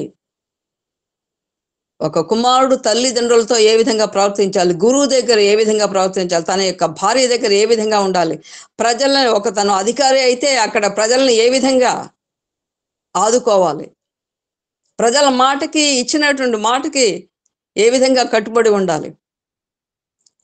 ఏమండి అక్కడ మనకి శ్రీరామచంద్రుల వారికి సీతాదేవి అంటే నమ్మకం లేకనా, విశ్వాసం లేకనా, ఎవరో ఒక చాకలివాడు ఏదో అన్నాడని చెప్పి వెంటనే పంపించేశాడా? కాదు. అక్కడ చాకలివాడని కాదు, ఆయన ఉన్నతమైన విద్యాధికుడు అని కాదు, ఇక్కడ ఎటువంటి భేదము చూడలేదు. ఒక ప్రజ, తన యొక్క రాజ్యంలో ఒక ప్రజ, ఆ ప్రజకి తాను ఒక రాజుగా ఇవ్వాల్సినటువంటి గౌరవం, ఆ గౌరవంతో సీతాదేవిని పరిత్యజించవలసి వచ్చింది శ్రీరామచంద్రుడు. ఇది ఆ విద్యార్థులకు బోధిస్తూ కూడా వచ్చారు స్వామివారు. ఎప్పుడు ఏ విధంగా ఉండాలి అంటే, ఇక్కడ నీకు అవసరమైనప్పుడు నువ్వు ధర్మాన్ని నిలబెట్టాలి అన్నప్పుడు, కట్టుబడాలి అన్నప్పుడు, ఎలాంటి విషయమైనా కూడా నువ్వు వదులుకోవడానికి సిద్ధంగా ఉండాలి అని ఇక్కడ మనకి ఆ యొక్క రామతత్వం తెలియజేస్తుంది. ఇక్కడ మానవ కుటుంబంలోని వ్యక్తులందరూ కూడా తలపులో ఉంచుకోవడం అవసరం. యువకులైనటువంటి మీరు ఇక్కడ విద్యార్థులను ఉద్దేశించి చక్కగా బోధిస్తున్నారు స్వామి.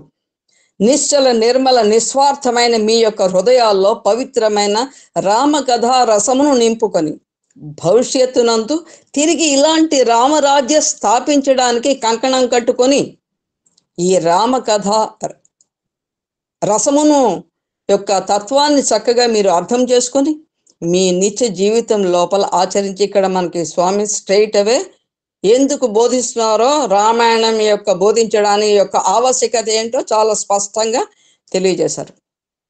సో వాళ్ళ యొక్క ఆదర్శవంతమైన జీవితాన్ని రూపుదిద్దుకోవడం కోసమని, విద్యార్థులు ఆ విధంగా జీవించడం కోసం అని చెప్పని, ఏదో కథగా వినేసి వెళ్ళిపోవడం కోసం అని కాదు. అక్కడ భగవాన్ బాబా ప్రత్యేక మా కోసం చెప్తున్నారని వాళ్ళు ఆనందపడిపోయి చప్పట్లు కొడేసా బాగా చెప్పారు. ఏంటి చెప్పేది? నువ్వు ఆచరించావా? అందులో ఒక్కటైన ఆదర్శాన్ని నువ్వు తీసుకున్నావా?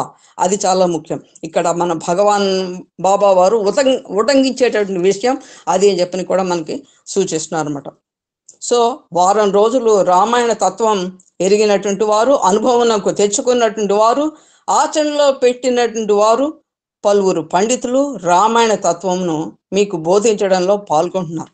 ఎవరెవరు ఇక్కడ పాల్గొంటున్నారు కూడా ఈ యొక్క రామాయణాన్ని పిల్లలకి అందించడానికి, విద్యార్థులకి బోధించడానికి, లేకపోతే ఆ చర్చల్లో పాల్గొనడానికి వచ్చినటువంటి వారు ఎవరో కూడా భగవాన్ బాబా చెప్పారు. వాళ్ళందరూ పండితులు, రామాయణాన్ని ఆచరించేటువంటి వాళ్ళు.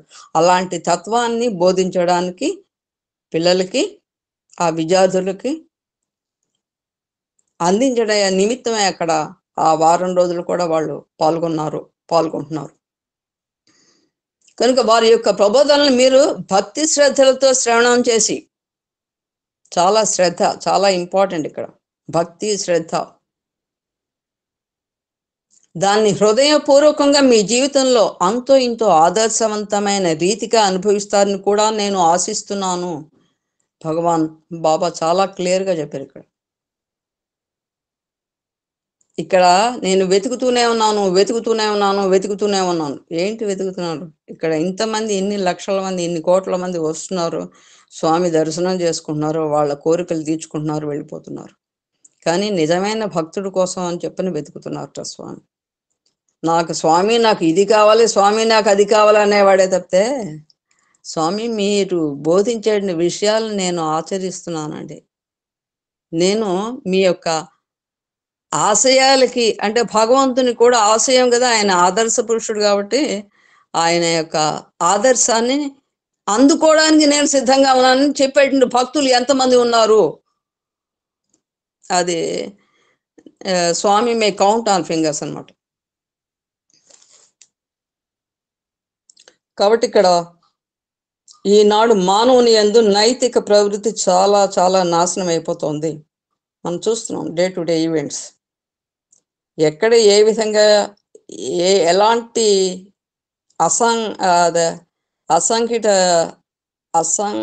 అసాంఘిక శక్తులు ప్రబలిపోయినా మనం వినడానికి కూడా కష్టమైన విషయాలు ఎన్నో ఉన్నా కూడా దానికి ఒకటే ఒక కారణం, అక్కడ నైతిక ప్రవర్తన లోపం మాత్రమే అని మనం ఖచ్చితంగా చెప్పవచ్చు. కాబట్టి అలాంటి నైతిక ప్రవర్తన బాగుండాలి అంటే రామాయణ తత్వాన్ని జీర్ణించుకోవాలి. ఆ రామాయణ తత్వం మీ హృదయ భూమి యందు ఒక మొక్కగా నాటుకొని దాన్ని పోషించి దాని సత్ఫలాల్ని అనుభవించి ఆనందించాలని కూడా నేను ఆశిస్తున్నాను. భగవాన్ తెలియజేస్తున్నాను. ఈ చిక్కిన చక్కని అవకాశం మీరు దక్కించుకొని సార్థకం గావించుకొని ఈ ఒక్క మాసమైన లోకవాంఛలకు అవకాశాన్ని అందించక సద్వినియోగపరుచుకుంటారని కూడా నేను ఆశిస్తున్నాను. మన జీవితంలో ఇలాంటి దినములే పవిత్రమైన దినములు. ఒక కవి ఈ విధంగా చెప్పారట, సద్భక్తులందరూ భగవంతుడాయంచు చెవులకింపుగా స్మరణ చేయు దినం, బీదల వెతలన్నీ ప్రీతితో తొలగించు అన్నదమ్ముల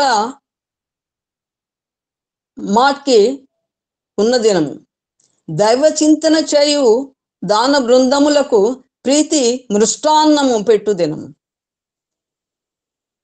ఇక్కడ మనకి అనేక చోట్ల మనకి ప్రసాదాన్ని భక్తులకి అందిస్తూ ఉంటారు.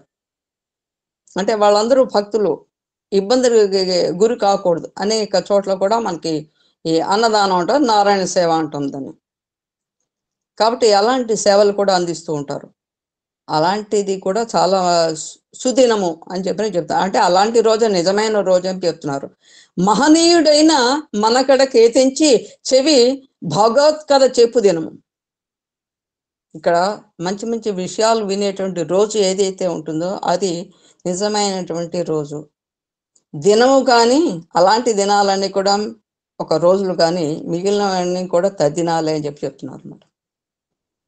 అంటే చనిపోయినటువంటి వాళ్ళు మనిషి బతుకున్నా కూడా ఉపయోగం లేదు.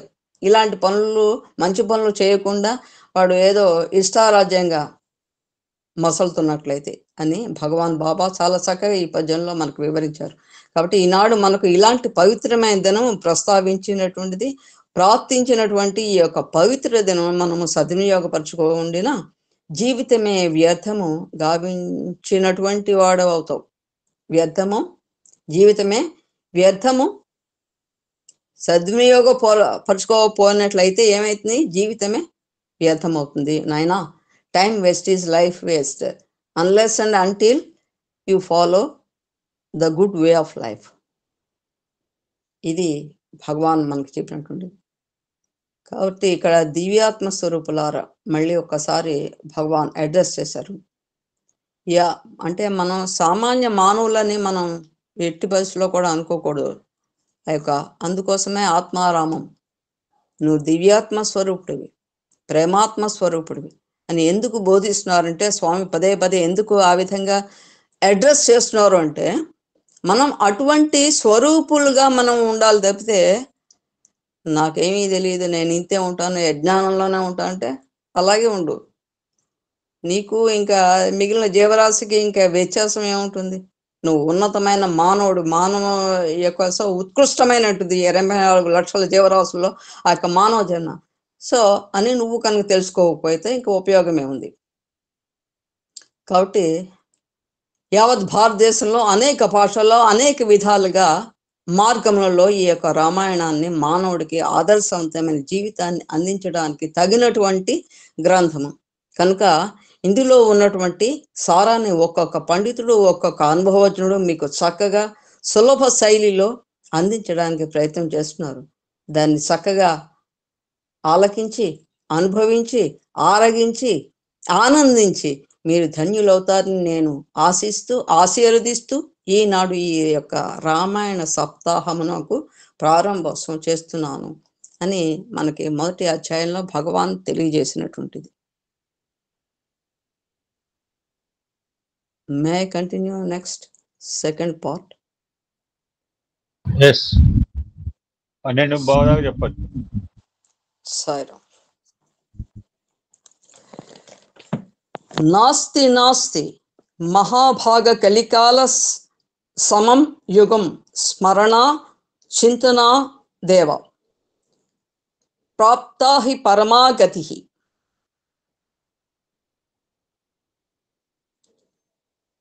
పవిత్ర ఆత్మస్వరూపులారా, ఎంతటి బలవంతుడైనా, ఎంతటి గుణవంతుడైనా, ఎంతటి మహనీయుడైనా కూడా ప్రతికూలములు చేరినప్పుడు బలహీనుడై నిరుత్సాహానికి గురి కావడం లోకవిదితం. అట్టి పరిస్థితులను శ్రీరామచంద్రుడు ధైర్య సాహసాలతో వాటిని ఎదుర్కొని తద్వారా మానవులకు ఆదర్శ పురుషుడిగా తనను నిరూపించినటువంటి ఘట్టాలు రామాయణం నందు అనేకములు కలవు. మనము రామచంద్రుడు భగవంతుడని స్మరించి చింతించి సాధనముల చేత అతన్ని సాక్షాత్కరింపజేసుకోవడానిప్పుడే అతని మానవత్వాన్ని కొంతవరకు గుర్తించుకోలేకపోయినా అతని యొక్క మహత్తరమైన దివ్య శక్తిని ఏమాత్రం కూడా గుర్తించలేము.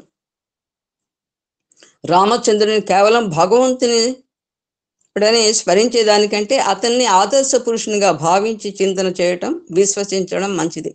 ఇక్కడ భగవాన్ బాబా చాలా సుస్పష్టంగా తెలియజేసిన విషయం ఏంటంటే, రామును నువ్వు దేవుడిగా ఆరాధిస్తున్నావు, ఓకే మంచిదే, కానీ ఆ ఆరాధన కంటే ముందర నువ్వేం చేయాలి? ఆయన ఉత్తమమైన మానవుడు అది గుర్తించినప్పుడే నువ్వు ఆయన యొక్క చూపించినటువంటి ఆదర్శాన్ని నువ్వు ఆచరించగలుగుతావు.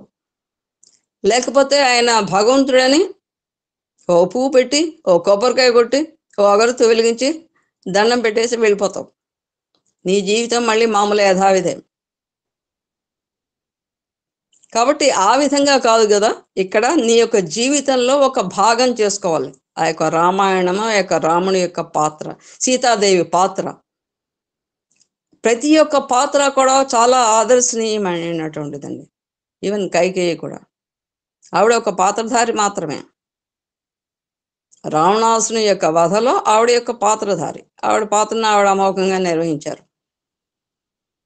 మందర ప్రతి వాళ్ళు కూడా, అంటే ఇక్కడ మనం గ్రహించాల్సిన విషయం ఒకటి ఉంటుంది ఆ యొక్క పాత్ర ద్వారా. ఇక్కడ కౌసల్యాదేవి ఆయన యొక్క కుమారుణ్ణి సరే ఆశీర్వదించి ధర్మాన్ని అనుసరిస్తూ వెళ్ళు నాయన అని చెప్పి పంపించారు. అయితే ఆయనతో పాటు లక్ష్మణుడిని కూడా నువ్వు సీతారాములని తల్లిదండ్రులుగా భావించి వారిని సేవించు, వారితో కూడా ఉండు నాయన అని చెప్పని సుమిత్రాదేవి ఎందుకు పంపించాలి? చాలా ఆవిడ సుమిత్రాదేవి గురించి చాలా తక్కువ చెప్పారేమో, కానీ రామాయణంలో చాలా ఉత్తమోత్తమైన పాత్ర ఆవిడది. చాలా చాలా మృదువైనటువంటి పాత్ర. సో ఆ విధంగా అక్కడ అంటే ఒక మంచి కోసం చెప్పి కుమారుణ్ణి ఏ విధంగా సన్నద్ధం చేసి పంపించాలో ఇక్కడ సుమిత్రాదేవి యొక్క పాత్ర ద్వారా మనకు ఒక ఆదర్శం లభిస్తోంది. కాబట్టి ప్రతి ఒక్క పాత్రని కూడా ఇక్కడ మనం అవగాహన చేసుకుని, ఆకలింపు చేసుకుని ఆచరించడానికి ప్రయత్నించమని చెప్పని మనకు రామాయణం తెలియజేస్తుంది. మనం రామచంద్రుడు భగవంతుడిని స్మరించి చింతించి సాధనల చేత అతన్ని సాక్షాత్కరింపజేసుకున్నప్పటికీ కూడా అతని మానవత్వాన్ని కొంతవరకు గుర్తించుకోలేకపోయినా అతని యొక్క మహత్తరమైన దివ్యశక్తిని ఏమాత్రము కూడా మనం గుర్తించలేము. కాబట్టి మనం అతని మానవుడిగా ఏ విధంగా జీవించాలని చెప్పని ఒక ఆదర్శవంతమైన జీవితాన్ని మనకి శ్రీరామచంద్రుడు మనకి ఆచరించి చూపించారు. కాబట్టి దాన్ని మనం ఒక బేస్గా తీసుకోవాలి, ఒక ఆదర్శంగా తీసుకోవాలి అని చెప్పని భగవాన్ తెలియజేస్తున్నారు. సో రామచంద్రుని కేవలం భగవంతుడిని స్మరించేదానికంటే కూడా అతన్ని ఆదర్శ పురుషుడిగా భావించి చింతన చేయటం, విశ్వసించడం మంచిది. ఇది చాలా అత్యవసరం కూడా. ఆదర్శ మానవుడిగానే రాముని మనము అర్థం చేసుకోవాలి. అలాంటి పరిస్థితుల్లో ఎందు అర్థం చేసుకోలేని పరిస్థితుల్లో అతన్ని భగవంతుడని ఏ రీతిగా మనం విశ్వసించడానికి వీలవుతుంది? సో ప్రతి కుటుంబం నందు కూడా తండ్రికి కొమరునకు, భార్యకు భర్తకు, అన్నకు తమ్మునికి మధ్య ఉండేటువంటి సన్నిహిత సంబంధ బాంధవ్యాన్ని గుర్తించే పరిస్థితిని శ్రీరామచంద్రుడు తన పవిత్రమైన ప్రవర్తన ద్వారా లోకానికి సాక్షాత్కరింపజేశారు, ఆవిష్కరింపజేశారు. సో శ్రీరామ చరిత్ర అంతయు కూడా ప్రతి మానవుడికి కూడా నిత్య జీవితంలో అనుభూతిని కలిగింపజేసేటువంటి ఆత్మస్థితి. అందుకోసం ఇక్కడ ఆత్మారామం. ఇక్కడ భగవాన్ చెప్తూ అన్నదమ్ముల యొక్క ఐకమత్యం గురించి చెప్తూ అప్పుడప్పుడు చెప్తూ ఉండేవారు. మనకి రామాయణంలో లేదా మహాభారతంలో ఆ యొక్క సోదరులు ఉన్నారు కదా, పాండవ సోదరులు, వారి యొక్క ఐకమత్యం అంటే సోదరులు అంటే వారి మధ్య ఐకమత్యం కోసం ఒకరి కోసం ఒకరు త్యాగం చేసుకోవడం. అంటే పెద్ద పెద్దది ఏం లేదు, వాళ్ళ యొక్క ఆనందాన్ని తన ఆనందంగా భావించడమే ఇక్కడ త్యాగం అంటే. కానీ నేను ఆనందిస్తేనే, నాకు ఉంటేనే ఆ యొక్క వస్తువు లేదా ఆ యొక్క పరిస్థితి ఉంటేనే నేను ఆనందిస్తాను, మిగిలిన వాళ్ళకి ఎవరికి దక్కినా కూడా నేను ఆనందించను అంటే అక్కడ అమానుషత్వం. అది నేటి ఇక్కడ సోదరులు ఎలా ఉన్నారు అంటే ఆ రోజున ఆ సోదరులు ఎలా ఉన్నారంటే తమ ఉన్నత స్థితికి వెళ్ళేటువంటి ప్రవర్తన కలిగి ఉన్నారు. నేటి సోదరులు ఎలా ఉన్నారు కలియుగంలో అంటే సుప్రీంకోర్టు, వాళ్ళు సుప్రీం స్టేజ్లో ఉంటే వీళ్ళు సుప్రీంకోర్టుకు వెళ్తున్నారు ఆస్తి తగాదాల కోసం అని చెప్పి. ఇది అంటే కలియుగం అంటే ఇలానే ఉంటుందా అంటే అలా ఉండకూడదని చెప్పనే కలి పురుషుడికి మనం దూరంగా ఉండడం కోసమే ఈ యొక్క రామాయణం మనం అధ్యయనం చేయడం, దాంట్లోని పాత్రల్ని మనం ఆకలింపు చేసుకోవడం అని ఇక్కడ భగవాన్ మనకి బాబా తెలియజేస్తున్నాం. కాబట్టి నువ్వు సుప్రీం స్టేజ్లో ఉండాలి, కానీ ఆస్తుల కోసం లేకపోతే మరొక దాని కోసం కోర్టుల చుట్టూ తిరగడం కోసం కాదు నాయనా అని తెలియజేస్తున్నారు. అంటే అన్నదమ్ముల యొక్క ఐకమత్యం ఏ విధంగా ఉండాలి. ఇక్కడ మనకి మహాభారతంలో కూడా ఈ యొక్క పాండవులు అనేక ఇబ్బందులు పడినా కూడా ధర్మరాజు ఎంత చెప్తే అంతే విన్నారు వాళ్ళు. అంటే ఇక్కడ అర్జునుడు కానీ మన భీమసేనుడు కానీ లేకపోతే నకుల సహదేవులు కానీ వాళ్ళు ఏమీ చేతగాని వాళ్ళు చాలా శక్తిమంతులు, వాళ్ళు ఎన్నో శాస్త్రాధ్యయనం చేసిన వాళ్ళే ధర్మరాజుతో పాటుగా. కానీ ఇక్కడ అన్నకి ఏ విధంగా గౌరవం ఇవ్వాలి అనేటటువంటిది ఇక్కడ శ్రీరామచంద్రుడు ఆయన బాల్యంలో బాలకాండలో చెప్తూ ఉంటారు. ఎప్పుడు ఓడిపోయేవాట, ఓడిపోయి ఆయన ఆనందిస్తూ వచ్చి కౌసల్యమాత ఒడిలో కూర్చున్నవాట. భరతుడు ఏడుస్తూ వచ్చి కూర్చున్నవాట మళ్ళీ ఆ కౌసల్య దగ్గరికి వచ్చి, అయ్యా నువ్వెందుకు ఏడుస్తున్నావు, నువ్వు గెలిచావు కదంటే నన్ను గెలిపించాడు శ్రీరాముడు. అంటే తమ్ముడు గెలవడంలో ఉండే ఆనందం ఈయన అనుభవిస్తున్నాడు శ్రీరామచంద్రుడు. ఇక్కడ ఏంటి, అయ్యో అన్న గెలవగలిగిన శక్తి ఉండి కూడా నా చేతిలో ఓడిపోతున్నాడే, ఆయన ఓడిపోవలసిన వాడు కాదు కదా, మొదటి శ్రేణిలో మొదటి వ్యక్తిగా ఉండాల్సినటువంటి వాడు అని చెప్పిన అక్కడ భరతుడు. అంటే ఇక్కడ ఒకళ్ళ కోసం ఒకళ్ళు చూడండి. ఆ రాజ్యం నీకు కట్టబెడతానంటే అదే ఈ రోజుల్లో అయితే వాళ్ళ పరిస్థితి చాలా అంటే ఎక్కడో వెళ్ళిపోతారు అన్నమాట, కాళ్ళు ఎగరేసుకుంటూ. కానీ ఆ స్థితిలో అక్కడ ధర్మం అక్కడ దెబ్బతింటోంది. అయ్యో నా తల్లి కోరకూడని విషయాలను కోరుతోంది. అక్కడ ఈ యొక్క రాజ్యాధికారం దక్కాల్సినది ప్రథముడు కాబట్టి, మొదటి కుమారుడు జ్యేష్ఠుడు కాబట్టి శ్రీరామచంద్రుడు అక్కడ కూర్చో, ఆయనకి అన్ని విధాల అధికారాలు ఉన్నాయి. సకల శాస్త్రాలు తెలిసినటువంటి వాడు, సకల ధర్మాలు తెలిసినటువంటి వాడు. ఆయన అక్కడ కూర్చోవాలి, అక్కడ రాజుపీఠం మీద. నేను ఎలా కూర్చుంటాను అన్నాడు ఆయన.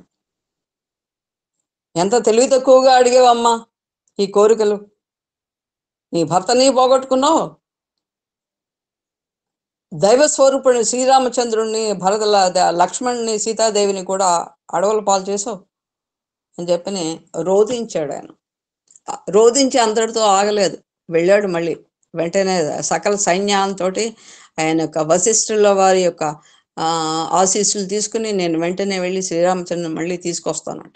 కానీ రాముడు వదిలిన బాణం తిరిగి మళ్ళీ వెనక్కి చూసేటటువంటి వాడు కాదు. ఎన్ని కష్టాలు వచ్చినా, ఎన్ని నష్టాలు వచ్చినా తాను కట్టుబడిన ధర్మానికి ఎప్పుడు కూడా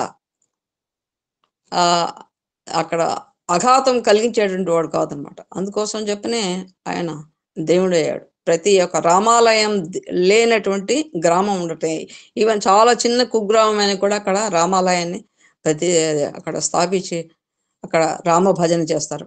రామనామ తారకం సదా భజో రే, సదా భజో రే, సదా జపో రే, సదా భజో రే, సదా జపో రే, రామనామ తారకం సదా భజో రే. అంత అద్భుతమైన శక్తి, మహిమ ఉంది ఆ యొక్క రామనామంలో.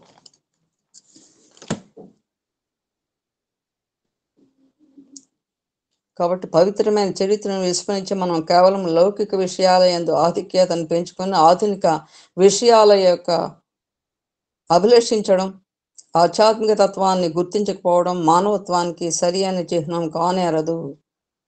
మనకు కష్టముతో, నష్టముతో, దుఃఖంలో కూడా, ప్రతికూలంలో కూడా సంభవించినప్పుడు కూడా వాటిని ధైర్య సాహసాలతో ఎదుర్కొని మన యొక్క శక్తిని వినియోగపరిచి సరి అయిన మార్గం వెతకడానికి ప్రయత్నం చేయాలి. మానవుని యొక్క మనస్సునకు హెచ్చు ఫలాలు, మానవుని యొక్క దేహానికి హెచ్చు ఫలాలు, మానవుని యొక్క స్థితిగతులకు కూడా హెచ్చు ఫలాలు లేకుండా ఉండడానికి వీలు కాదు. కాబట్టి ఇది ప్రకృతి లక్షణం. ఇక్కడ మనకి పవిత్రమైన కార్తీక మాసంలో ఉన్నాం. శివుణ్ణి మనం ఆరాధన చేస్తున్నాం, అభిషేకం చేస్తున్నాం. ఆ యొక్క శివుని మీద అభిషేకం చేస్తున్నాం అంటే ఏంటంటే, సో నువ్వు ఏది వేసినా కూడా కిందకి జారిపోతుంటా, వెళ్ళిపోవాల్సిందే. వయసు వచ్చింది, అది మళ్ళీ ఆ వృద్ధాప్యంలోకి వెళ్ళాలి, తర్వాత మళ్ళీ పరమపదించాలి. నీకు విద్య వచ్చింది, సో విద్యని అదే నువ్వు పెంచి పోషించుకుంటూ ఉంటావు. కొంతకాలానికి నీకు మరపు వస్తుంది. అంటే ఏది మనం పొందిన చూపు వచ్చింది ఇప్పుడు నీకు, మళ్ళీ కొంతకాలానికి నువ్వు చూపుని అక్కడ ఆ యొక్క దృష్టిని కోల్పోవచ్చు, లేకపోతే తగ్గిపోవచ్చు. అంటే ఇక్కడ ఏంటంటే మనం సాధించింది ఏది కూడా శాశ్వతం కాదు. సృష్టి వచ్చింది అంటే దాని యొక్క అంతం కూడా. అందుకోసం లయకారుడు, సృష్టి స్థితి లయకారుడు ఎవరైతే ఉంటే పరబ్రహ్మ స్వరూపం. అది మనకు తెలియజేస్తుంది కార్తీక మాసం యొక్క. సో దీపోత్సవం చేస్తున్నాం మనం చక్కగా.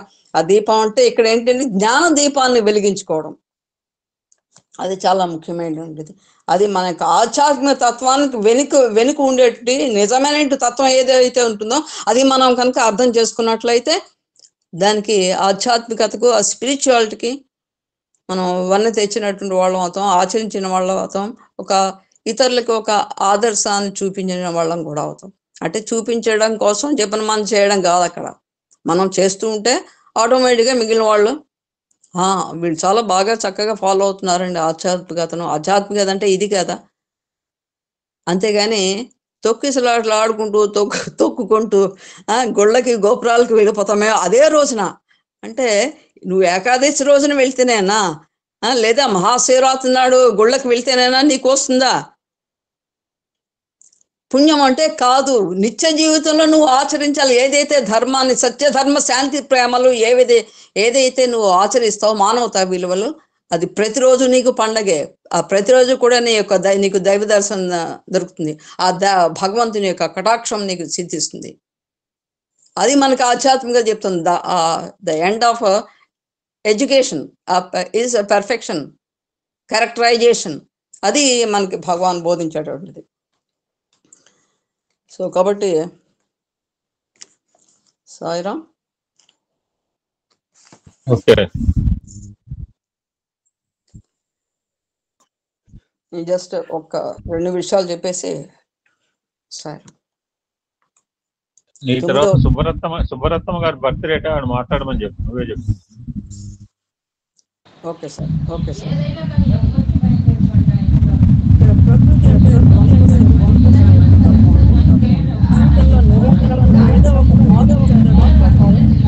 మార్పులే లేకుంటే మానవత్వానికి విలువే లేదు.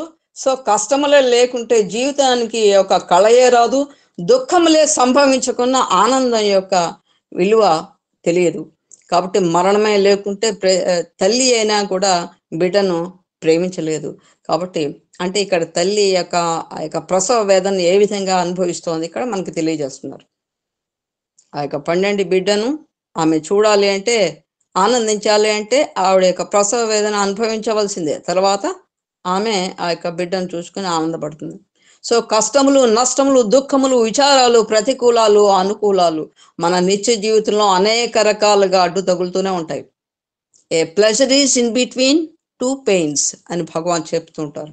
కాబట్టి మనకి ఆ పెయిన్ అనుభవించినప్పుడే దాని యొక్క ప్లెజర్ అనేది మనకి అర్థమవుతుంది. We can experience. కాబట్టి అదరక బెదరక, కృంగక పొంగక, స్థిత ప్రజ్ఞుడిగా అనగా నిశ్చల మనస్కుడై ఉండి వాటిని ఎదుర్కొని సాధించడానికి, విజయం అందుకోవడానికి తగిన కృషి చేయాలి. ప్రతి ఒక్కరి జీవితంలో కూడా మంచి చెడ్డలు అనేటువంటి సహజంగా ఒకదాని వెంబడి ఇంకొకటి వెంటాడుతూనే ఉంటాయి. మంచిని చూసి చెడ్డ వెక్కిరించుతూ ఉంటుంది. ఇతరుల యొక్క ఆనందాన్ని చూసి చెడ్డ కుళ్ళుకుంటూ ఉంటుంది. సో ఇతరుల యొక్క సంతోషాన్ని చూసి చెడ్డ కేవలము వగస్తూ ఉంటుంది, అంటే ఏడుస్తూ ఉంటుంది. సో ఇవి వాటి యొక్క స్వభావం, వాటి యొక్క నైజాలు. కాబట్టి కష్ట సుఖాలని మన నిత్య జీవితంలో సంభవించే ఏ యొక్క స్థితినైనా కూడా యథాతథంగా నువ్వు స్వీకరించు. అది దైవం నీకు ఇచ్చినటువంటి ఒక అవకాశంగా భావించు అని మనకి ఆత్మారామం బోధిస్తోంది. భగవాన్ శ్రీ సత్యసాయి నాథుడు మనకి అందించిన దివ్యమైనటువంటి భవ్యమైనటువంటి ఆత్మారామం. సో ప్రతి ఒక్కరూ కూడా ఆచరించేటటువంటిది ఆత్మారామం. కాబట్టి భగవాన్ విద్యార్థులకు 1977లో శిక్షణా శిబిరంలో వేసవి తరగతుల్లో విద్యార్థులకు అందించినటువంటి యొక్క దివ్యోపన్యాసాల్లో యొక్క భాగమే ఈ యొక్క ఆత్మారామం. కాబట్టి మనం కూడా అదృష్టవంతులం. కాబట్టి భగవాన్ బాబా వారి 100వ జయంతి ఉత్సవాల్లో భాగంగా ఈ యొక్క ఆత్మారామం మీరు పఠించి దాంట్లోని యొక్క సారాన్ని గ్రహించండి అని భగవాన్ మనకి సూచించినట్లుగా ఉంది ఈ విషయం. కాబట్టి ప్రతి ఒక్కరు కూడా చాలా చక్కగా, ఆనందంగా, ఆరోగ్యంగా, ఆహ్లాదంతో ఈ యొక్క రామాయణాన్ని స్వీకరించమని చెప్పని భగవాన్ బోధిస్తూ మనకి చక్కని అవకాశాన్ని ఇచ్చారు. ప్రతి ఒక్కరికి కూడా ధన్యవాదాలండి. ఇవాళ అమ్మగారు శ్రీమతి సుబ్బరత్నమ్మ గారు జన్మదిన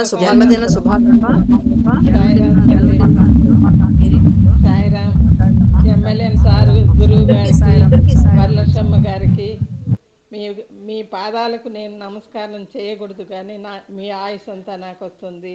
మీరు చల్లగా ఆయురారోగ్యాలతో ఉండాలని నా బర్త్డే సందర్భంగా మీకు అందరికీ తెలియజేస్తున్నాను. ఇంకొక సంవత్సరానికి నేను ఉంటానో ఉండనో నాకు తెలీదు. ఆ సాయిరాం నాకు ఎలా పెట్టున్నాడు. ఈ సాయి పాదాలు ఎవరు? లక్ష్మీనారాయణ సార్ పాదాలు నాకు ఇంక జన్మకి నాకు ఇలానే నాకు దొరుకుతుండాలి. ఆయన పాదాలు నేను టచ్ చేయాలి. ఆయన ఎప్పుడు స్మరణ చేయాలి. ఆయన సంభాషణలు నేను వింటూనే ఇంత జీవితం ఇంకా 1 సంవత్సరం పెరిగింది. 87కే ఉంటానో ఉండను అనుకుని 88 దాకా నాకు సాయిరాం నాకు ఆయుస్ ఇచ్చారు. ఆయన ఆయన ఆశీస్సులు నాకు ఎప్పుడూ ఉండాలి. మీ అందరూ అమ్మని చల్లగా తీసుకెళ్ళి సాయిరాం అని చెప్పని కోరుకోవాలని మీకు అందరికీ నా అభివందనాలు తెలియజేస్తున్నాను. సాయిరాం. కోటేశ్వరరావు గారు ఉన్నారో లేదో, కోటేశ్వరరావు గారికి, పార్థసారథి గారికి, పద్మాబయ్యన్ గారికి సాయిరామ్మ. సాయిరాం. మీరందరూ చల్లగా ఉండాలి, దీర్ఘాయుషగా ఉండాలి. సాయిరాం. ఈ సత్సంగం నాకు చనిపోయేంత వరకు నేను ఈ సత్సంగాన్ని మాత్రం వదిలిపెట్టను. సాయిరాం. ఇది నా జీవం, నా జీవనాధారం. సాయిరాం, సాయిరాం, సాయిరాం. సాయిరాం అమ్మగారు, మీ ఆశీస్సులు మా అందరికీ ఉండాలి. మీలాంటి పెద్దవారు, మీ దీవెనలు మా అందరికీ ఉండాలి ఎప్పుడు కూడా ఎల్లవేళలా. మీ యొక్క దీవెనల చేత మేము అందరం కూడా ముందుకు వెళ్తాం. ఇంకా సాయిరాం అమ్మగారు, మిమ్మల్ని చూసే భాగ్యం నాకు స్వామి ప్రసాదించారు. యాక్చువల్గా నేను మీ ఇంటికి రావాల్సి మా దగ్గర రావడం జరిగింది. Sairam. Sairam, Sairam. Thank you. God bless you. Sairam. అమ్మా పుట్టినరోజు శుభాకాంక్షలు అమ్మా మీకు. తర్వాత